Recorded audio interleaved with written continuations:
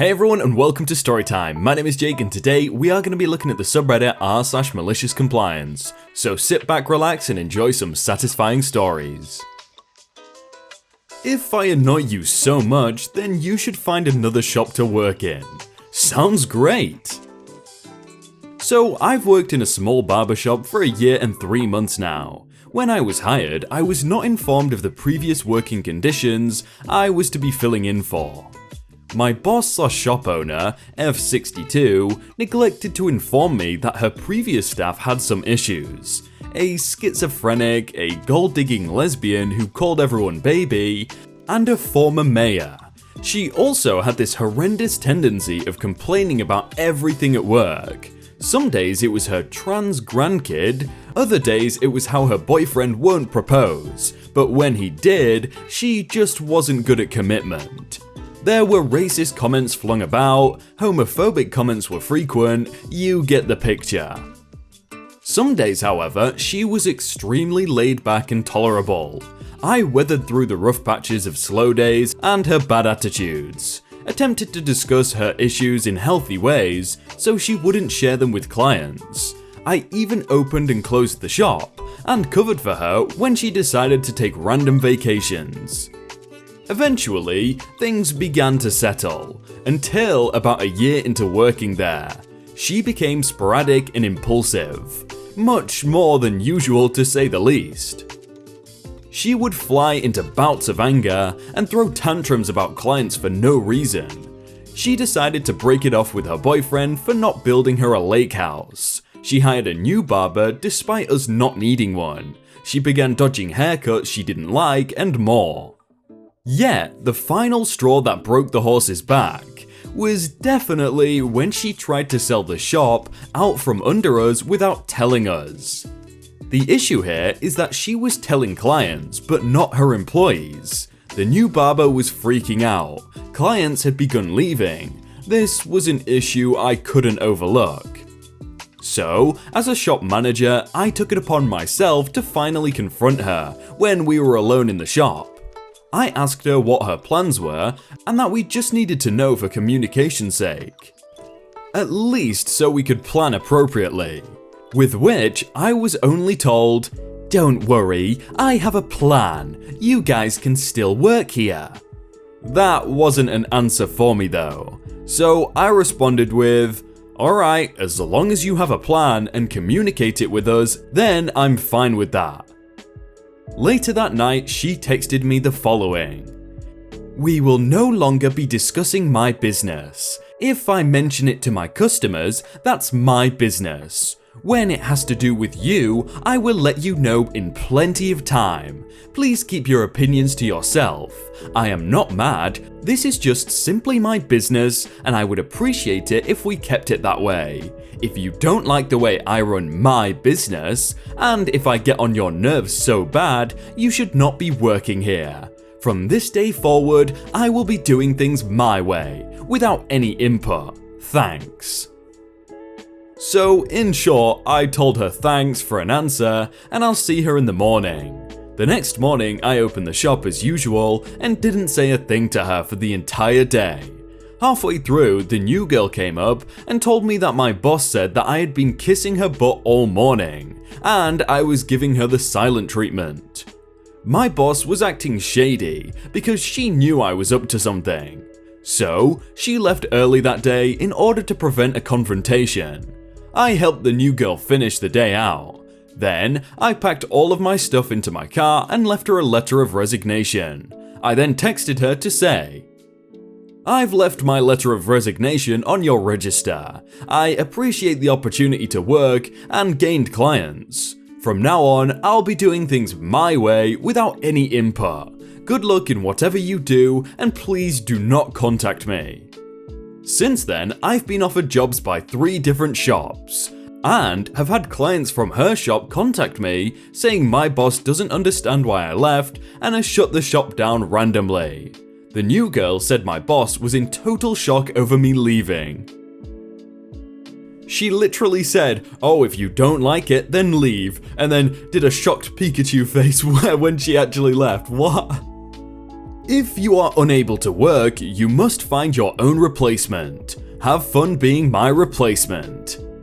I used to work as a server for a casual restaurant. The managers there were lazy and constantly adding new, stupid policies that nobody wanted to follow. I was generally a good employee. I showed up on time, worked to the best of my ability on my shift, even going above and beyond for customers at points, because the customers' opinions mattered way more to me than that of the managers. The first time I got a cold, it's unethical to work with food when you're ill, and called in sick. The managers called me out at the next staff meeting and said I was being a bad team member by letting everyone down and calling in sick to get out of doing my work. Soon after this, they implemented a new policy. All employees who are unable to attend their shift must find their own replacements, or else they must show up.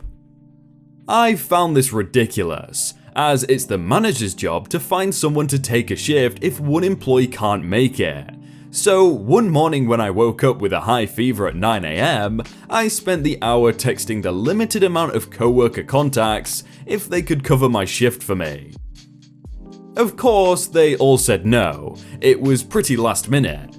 So after an hour of attempting to find my replacement, I called the manager at 9:55 AM, 5 minutes before my shift was supposed to start. The conversation went as follows.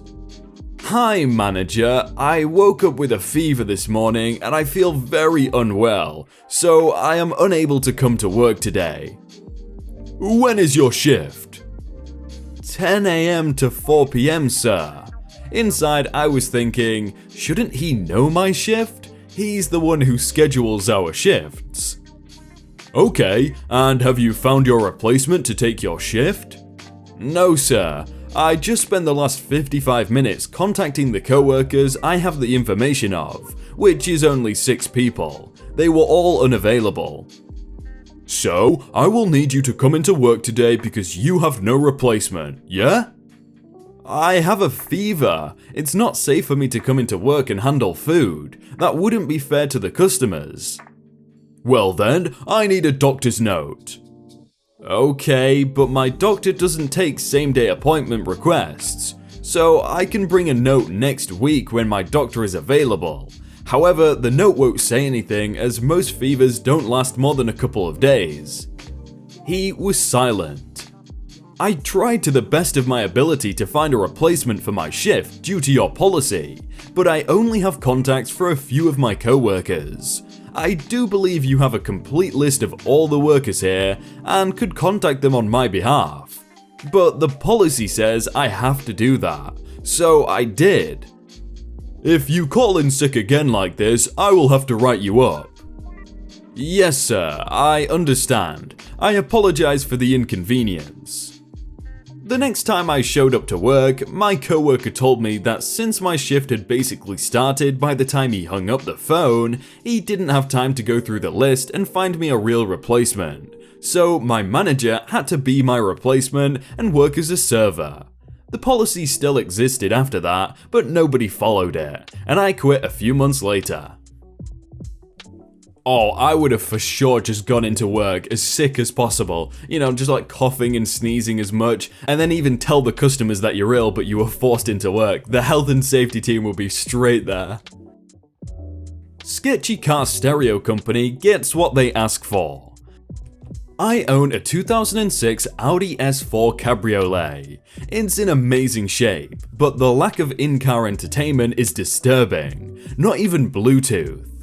So, I found a really nice looking head unit with good reviews that's completely plug and play. No wire cuts, just 3 harnesses and that's it. The website specifically stated it fit my car. I spent $376 and get it shipped to me. It was during a busy time of year, so it took 3 weeks before I could install it. And when I tried to install it, 2 of the harnesses worked fine, but the 3rd was the wrong size and didn't fit. I emailed the company, along with 5 detailed photos and a detailed explanation. I asked for a replacement harness, but 3 days later, they replied asking for a video showing exactly the problem. Look, I don't have time to tear out my OEM stereo again and take a video, upload, etc. So I told them to review the photos and explanation. 3 days later, they email again, saying it won't work, so I can return it at my shipping expense, or you may find it easier to sell it locally. They also gave all sorts of caveats. If every part wasn't in there, they'd keep some money, etc. I was out of town and it took me 4 days to reply. I told them that I should not have to pay return shipping, since I did nothing wrong. Please send me a prepaid shipping label and I'll send it back. Their reply? We're sorry, but it's past the return date, and you can't return it. Maybe you can just sell it locally. So, of course, I re-explained that they had taken their time replying and they knew it was the wrong product, at least a week before the return period. On top of that, it was their problem, not mine. They sent me the wrong product. They'd have nothing of it. Again, the easiest thing to do is sell it locally. So, I put a bunch of negative reviews online and they replied in public that they'd make it right. But when I messaged them again, they said, after reviewing this again, we won't accept the return. We suggest selling it locally. Okay, we'll do it the hard way. I filed a claim with my PayPal card. They didn't reply, so I escalated it. A while later, I hear from PayPal. They never replied, so they are refunding my money, and presumably getting it back from the seller. So, you know what I did? I sold it locally. The head unit works great for the A4 model, and since I got the unit during a sale, I sold it for $350 cash. Oh, that's just a double win, isn't it? You get the money back from PayPal, and you get to sell it for another $350. But on a serious note, if you order anything online and it's not what it is, or you don't get it or something, PayPal will pretty much always be in your favor. Like, unless the seller can provide confirmation of everything and it is what it is, then you're gonna win. Okay, I won't put the signs that save you money on the pumps. So I worked for a chain of petrol stations in the UK as a supervisor. Used to go store to store to help them clean, stocked and staffed. When the contactless card readers were first introduced, the owners refused to put them in any store. The ones people can just tap their card on if payment is under £30. More and more people were getting contactless cards, but the bosses still refused. Their logic was sound initially, in that if the people were filling their tank, they were going to spend more than £30. The majority of people, however, were filling up just enough to use their contactless payment, and then getting mad that they had to enter 4 numbers. The travesty. Anyway, this led to one person every 10 minutes kicking off that we weren't able to take contactless payment, and one person every 30 minutes messing up their PIN and not being able to make a payment. In every site I went to, every day of the week, I had a particularly bad week where I had to let about £1,500 worth of petrol go over 3 sites because people assumed we were contactless and then forgot their PINs. If anyone's not been able to pay for petrol in the UK, there is nothing they can do to get you to come back. The police won't deal with it unless the person is a repeat thief over several months and stores. Genuinely, if you are ever stuck for cash and need to fill up, drive off for less than £50 just once, and there will likely never be any follow-up. So, I let these people leave. They never come back. We get blamed because the customer didn't know we were contactless. I put signs up all over the pumps, went around 10 sites, politely informing all customers to either know their PIN or have cash. It works really well for about a week until we have our area manager going round for site visits.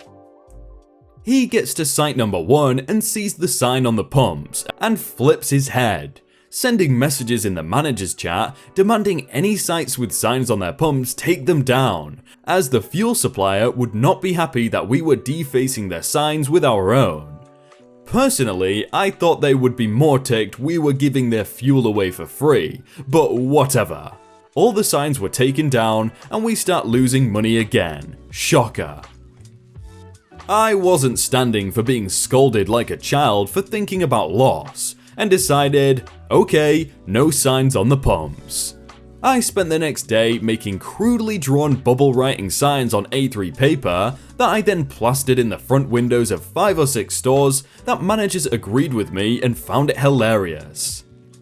The windows were blacked out, save the window by the till so the cashier could see the forecourt, health and safety and all that, with signs facing outward looking like they had been drawn up by a dyslexic toddler, stated, "Not contactless," facing out for everyone driving by to see.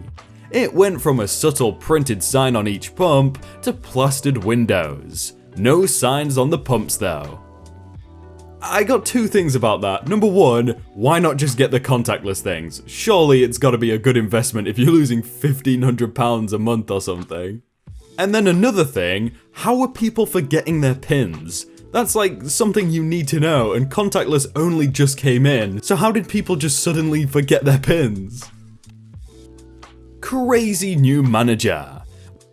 We had a new manager at my fast food place who was really up himself. Immediately came in, changing everything to how he wanted it.